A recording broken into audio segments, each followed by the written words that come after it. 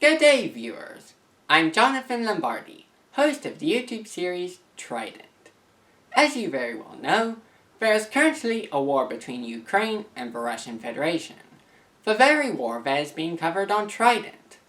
Well, while the soldiers at the front busily battle one another, in Russia itself, the Kremlin has endeavored to justify the war, even teaching their narratives in schools.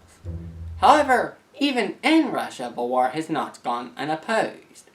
In the April of 2022, a most curious incident occurred in the town of Yefremov. An art class in a school was assigned to make drawings in support of the war. However, young Maria Alexeyevna Moskalyova, also called Masha, decided to make a pro-Ukraine drawing. As a result, in the March of 2023, Masha's father, Alexei Moskalyov, was arrested and convicted for discreditation of the Russian military, or criticism as I call it, while the girl was sent to her mother the following month. Curiously, the mother in question wanted to ward off her politics, anti-propaganda, and drawings, while the return of Masha to her mother was authorized by the Russian government's Commissioner for Children's Rights, whom the Hague court accused of kidnapping children from Ukraine. The story of Masha Moskalyova, this child of her fatherland, has previously been recounted in one of my videos, Masha's Adventures in a Legal Wonderland. However, since that video was released, the case has developed in many other ways. Therefore, I appear as both prologue and narrator to this continuation of Masha's story. Hence, without further ado, let's begin this sequel.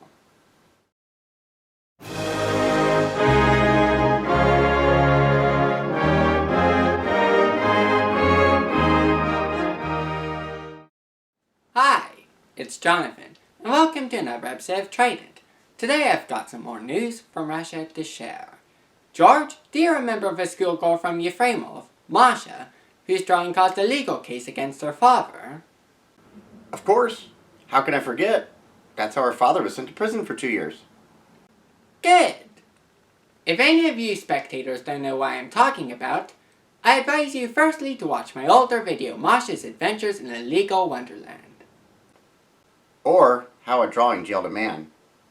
We will be awaiting your return if you need to watch my video again. Otherwise, I have some updates regarding Masha's case. Firstly, do you remember Yelena Agafonova, the woman who tried unsuccessfully to take custody of Masha? Yes, I do. In that case, you would remember that she was branded a foreign agent on the 5th of May, and on the 29th of May she was accused of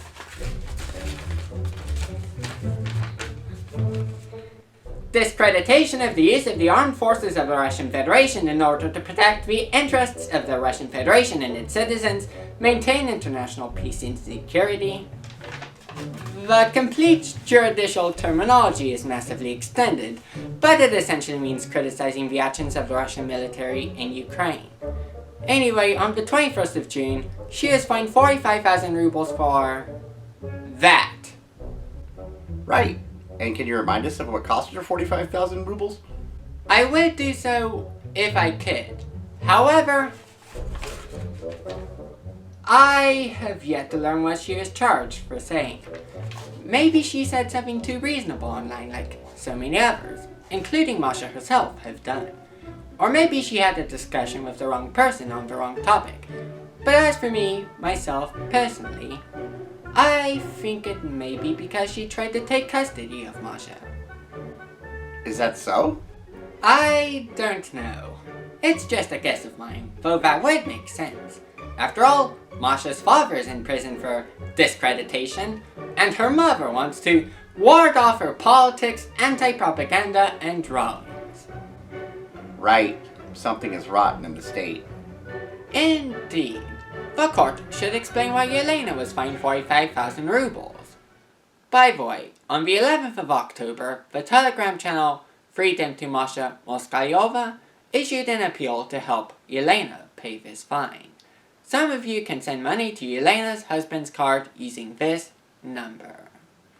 Speaking of fines, Only 2 days after Yelena was fined, on the 23rd of June, a court in the city of Krasnodar, several hundred kilometers south of Yefremov, fined another person in a case relating to Masha's story. Who is it this time?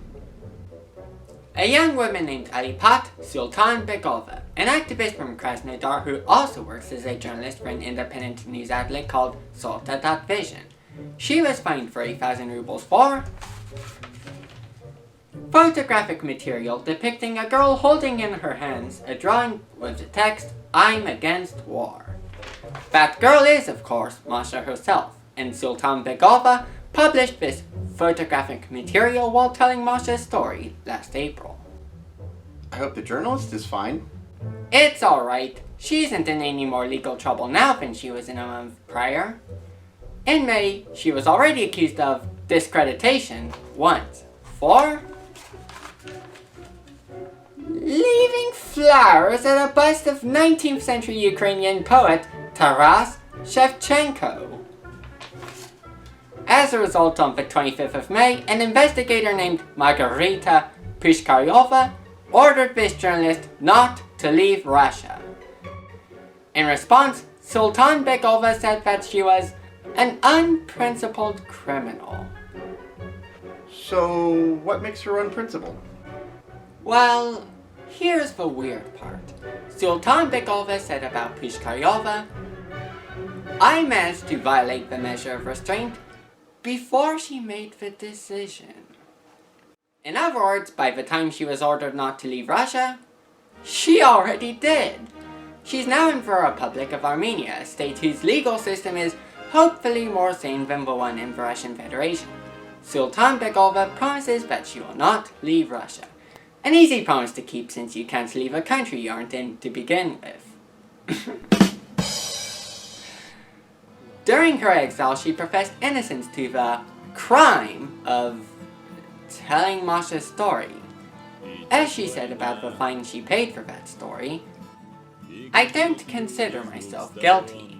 Like the girl Masha Moskalyova, the drawing that I published has not discredited the army of the RF any more than she herself and those who draw these reports and pass sentences on them." In other words, Sultan Begova doesn't consider her actions any more illegal than Masha's actions, or for that matter, the people who accuse them of discreditation and pass sentences for that. I agree with this journalist. In fact, I'll even go as far as say that the law on discreditation is more criminal than the discreditation itself. I'm obliged to remind you that Article 29, Section 1 of the Constitution of the Russian Federation says that everyone shall be guaranteed the freedom of ideas and speech, and that Article 29, Section 5 guarantees the freedom of mass communication and bans censorship. So, that law is not legal? In theory, the law is illegal, but the Constitution seems to have been ignored. However, I'll digress since I have a correction to make on my old video. In Masha's Adventures in an Illegal Wonderland, I made an erroneous claim about the sentence that was handed to Alexei Moskalyov. I reported that in March 2023, he was banned from using the internet for 3 years. It turns out that this was merely a suggestion made by a prosecutor named Oleg Nikolaevich Timakov. This suggestion was not fulfilled, until the 3rd of July when the Yefremov Interdistrict Court fulfilled the request. Can you tell me more about what happened that day? Yes, I can. On the 3rd of July, Alexei Moskalyov attended, via video link, yet another hearing at the court in Yefremov. I'll summarize to you some of the things that happened there. The events of the 3rd of July began in a rather amusing way. An activist named Anush Panina tried to enter the court with a clown nose. At first, she wasn't allowed to enter because it wasn't in a business style. The satirical rogue eventually agreed to take her nose off. Although the advocacy group Freedom to Masha Moskalyova exercised some laconic humor at the court's expense, writing a statement on Telegram asking, "Clown nose gets in the way of justice."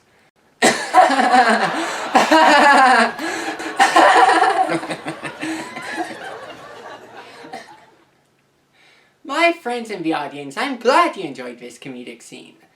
However, if you would lend your serious hearing, I'll continue to unfold. After all, at the same time, a much more serious protest against this hearing occurred. A woman named Maria Yefremova, yes, her name is almost the same as the town, held up a sign with pictures of both Masha and Alexei, as well as an apt summary of the problem and the solution. Putin's regime is destroying families. Freedom to Alexei Moskalyov. Naturally, she was detained soon afterwards. Thankfully, she was then released. No charges pressed against her. This leaves me to talk about the trial. Those who have watched my first video on this case will remember Vladimir Bilyenko, Alexei's lawyer. Well, he says that Masha is alive and well and that she wanted to attend this hearing. However, she is in another region, he did not mention where, and that she cannot come on her own. Nevertheless, although the father is not in contact with his daughter, the lawyer is, and so he was able to tell Alexei what she wanted to tell him. As Mr. Bilyenko said later, "What Masha asked me to convey, I conveyed. The rest is the lawyer's secret." Moving away from the lawyer's secret, the defendant, Alexei, was asked 2 questions by journalists. When asked what happened to him in Minsk, Belarus that March, and since then, his response was simply, "No comment until the end of the trial." He was then asked if he was able to communicate with his daughter, to which he responded by saying, "No." Now here's the meat of the matter. The judge in this court was Andrei Anatolievich Sikachov, and his court is assembled to consider the request made by Oleg Timakov, the prosecutor, to ban Alexei from using the internet for 3 years. Long story short, the government argued that although the defendant having a young daughter is a mitigating circumstance, the fact that his crime was committed during a special military operation is an aggravating circumstance, one that demands a harsher sentence. The lawyer, the aforementioned Bilyenko, disagreed, arguing that the special military operation cannot be an aggravated circumstance because there wasn't any state of emergency or martial law in Tula Oblast at the time. As he amusingly remarked, "It's like accusing someone who stole a chicken in Chukotka of doing it during the SMO."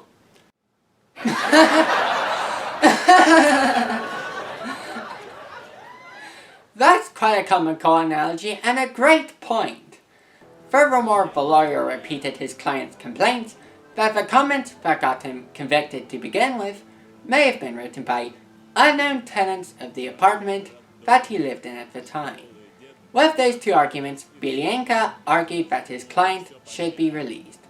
Naturally, the judge disagreed, citing Article 63, Section 1, Paragraph 1 of the Russian Criminal Code, which prohibits crimes committed during an armed conflict.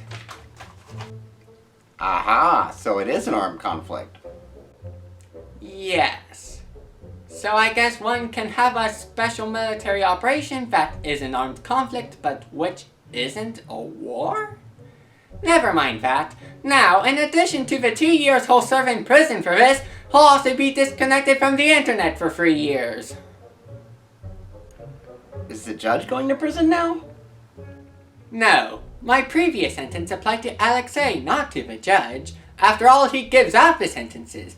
Though he may deserve them, he does not serve them. Anyway, Alexei then read out the letter that Masha wrote to him on the 28th of March. As a result, according to the advocacy group Freedom to Masha Moskalyova, the court all turned away and cannot hold back their tears. Then Alexei stated that he exists and somehow holds on only for the sake of his daughter. Finally, he gave a rather startling suggestion. "I ask you to pronounce me a sentence of capital punishment and carry it out as soon as possible, because every day my heart bleeds." Goodness. Goodness indeed! I didn't think I was capable of being startled by anything from that country, but this did it. The judge then left the court to make a decision. Maybe he was as startled by this as I was? While the participants were waiting for the sentence, Alexei managed to have a word with Yelena Agafonova, the activist that's been helping him and Masha. She gave him words that must have been quite reassuring to him. Do not lose heart. Masha is waiting for you. A couple minutes after that, the judge then gave his sentence. He agreed with the suggestion to ban Alexei from using the internet for 3 years, in addition to his 2-year prison sentence. Some listeners shouted an accurate description of this sentence. A shame! A shameful shame! Although this is lighter than what Alexei suggested, I still agree that the sentence is a shame. After all, the fact that a man is now in prison for internet comments he may or may not have written, and presumably that wonderful drawing Masha made, is absurd. By the way, this reminds me that I have 2 things to say about what happened to Masha herself. After the court case of the 3rd of July, Yelena Agafonova said that Masha is in a children's camp. That is what Americans call summer camp. Russian viewers, can you tell me how safe her politics, anti-propaganda, and drawings are at a children's camp? Anyway, on the 26th of July, Masha finally managed to send a letter to her father, thereby allowing her to communicate directly to her father for the first time in almost 4 months. What did it say? I can read the entire letter to you right now.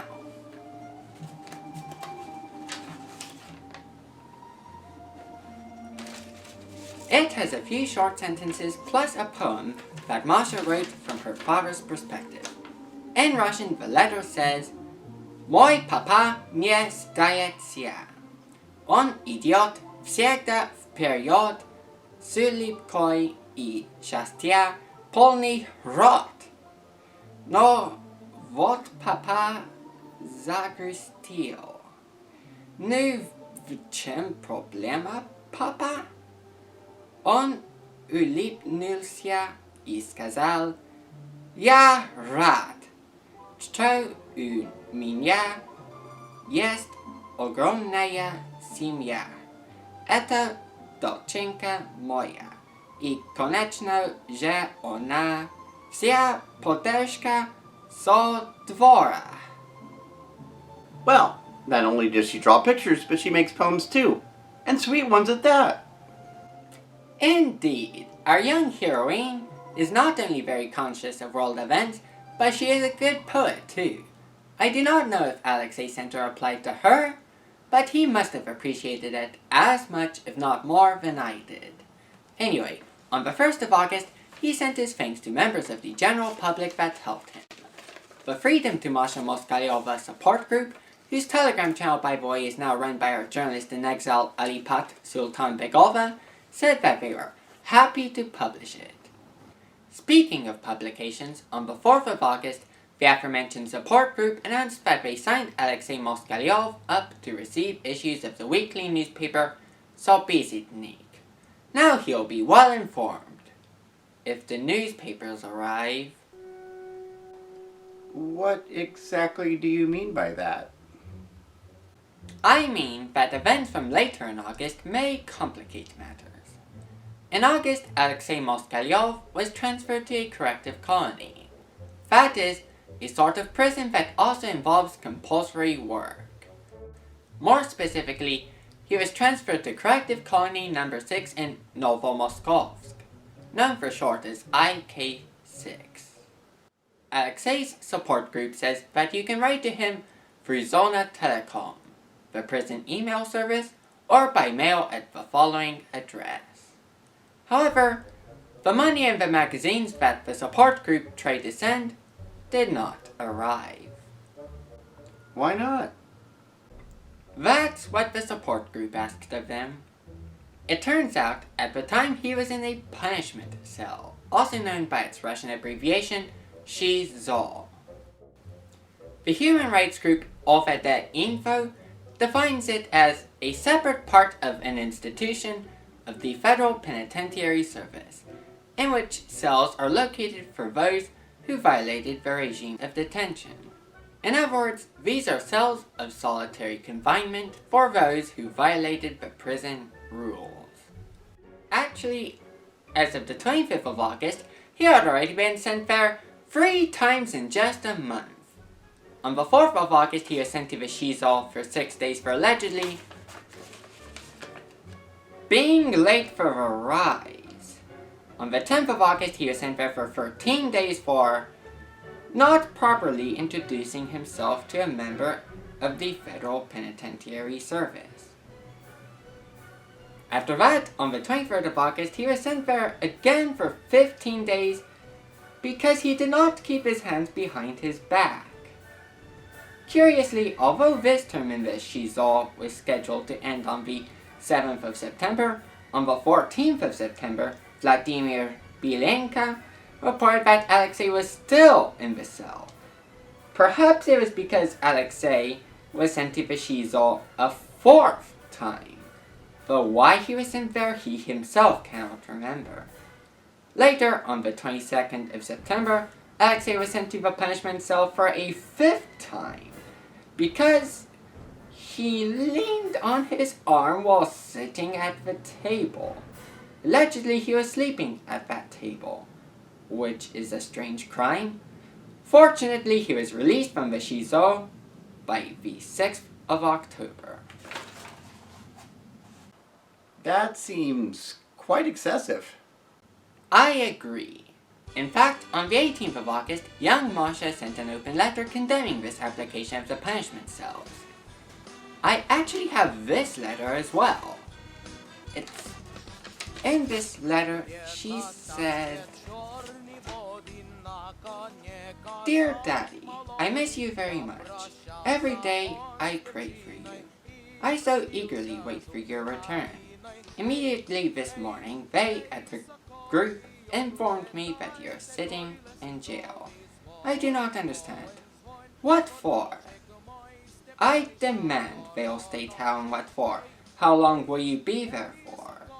Concerned people rate me and tell me all the news. A great thanks to all the concerned folks for their support. I wait for good news. I want very much for them to release you, Dad. To Dad from your Marussia." Appropriately enough, she followed her signature with a peace sign. I want them to release him too. Indeed. In fact, Masha's call has been reiterated by many Russians who don't agree with their government. On the 30th of September, when one Roman Liberov announced Vyachin's "Let's Keep Quiet," 2 of the people he dedicated Vyachin to were Alexei and Masha. Meanwhile, in October, an exposition called Faces of Russian Resistance arrived at Tallinn, Estonia, and other places in Europe. Alexei Moskalyov was one of the hundreds of faces whose photos were displayed. That sounds interesting. I agree. All this is just for more recent shows of support for Masha and her father. Since March 2023, the legal case against the Moskalyovs has been condemned by peaceful protest movements like Visna and the feminist anti-war resistance, by anti-Kremlin militias like the Free Russia Movement and Blackbridge, and by the Kyiv-based independent media outlet February Morning, which wrote that Putin managed to surpass Hitler, at least in meanness and rottenness. He has? Apparently. Thankfully, the protesters, and perhaps more importantly, the militias, are working to combat the Kremlin. Hence, I ask all of you in the audience to not only support Ukraine, but also the resistance movements in Russia. I will. Thanks, George. Did you find these 2 videos informative? Yes, I did. Well then, I hope you found this video informative too. If you did, stay tuned for future episodes of this series. I'll be making more videos about Ukraine on the YouTube channel Hand and Shot Productions. For now, I'm Governor Jonathan Lombardi, and this has been Trident. Garoyam Slava!